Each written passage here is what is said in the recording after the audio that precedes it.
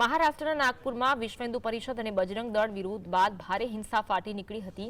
નાગપુરના વિવિધ વિસ્તારમાં કર્ફ્યુ યથાવત છે।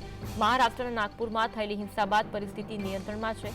ઔરંગઝેબની પ્રતિકાત્મક કબ્રને આગ લગાડવા સાથે કુરાનની આયત લખેલી ચાદર સળગાવ્યા હોવાની અફવા ફેલાતા મોટી સંખ્યામાં લોકો પોલીસ સ્ટેશન પહોંચ્યા, જે બાદ ફરિયાદ પણ નોંધવામાં આવી। પરંતુ તે બાદ સોમવારે રાત્રે અચાનક કેટલાક વિસ્તારમાં હિંસા ફાટી નીકળી। રાત્રે ટોળાએ કેટલાક વિસ્તારમાં તોડફોડ કરી અને વાહનોને આગ ચાંપી દીધી, જે બાદ નાગપુરમાં કર્ફ્યુ લગાવી દેવામાં આવ્યો હતો અને મોટી સંખ્યામાં પોલીસ બળ તૈનાત કરવામાં આવ્યું। પોલીસ દ્વારા વિવિધ વિસ્તારમાં ફ્લેગ માર્ચ થયું। અત્યાર સુધીમાં હિંસા ફેલાવનાર 50 લોકોની ધરપકડ કરવામાં આવી। હજુ પણ કેટલાક વિસ્તારમાં કર્ફ્યુ ચાલુ છે। પોલીસ કમિશનર રવિન્દ્ર સિંઘલે તેમની ટીમ સાથે ચાર્જ સંભાળ્યો।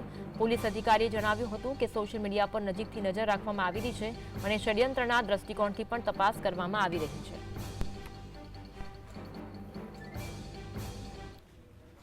रजिस्टर किए लोगों को अरेस्ट कर रहे हैं, उनको आइडेंटिफाई कर रहे हैं और उसके अलावा पीस एस्टेब्लिश किस तरह से हम लोग कर सकते हैं वो हमारी कार्रवाई चल रही है, जिसमें हमारा रूट मार्च है और ये सब चीज़ों की वजह से हम लोग अपने तरीके से जैसे भी है सिचुएशन को कंट्रोल।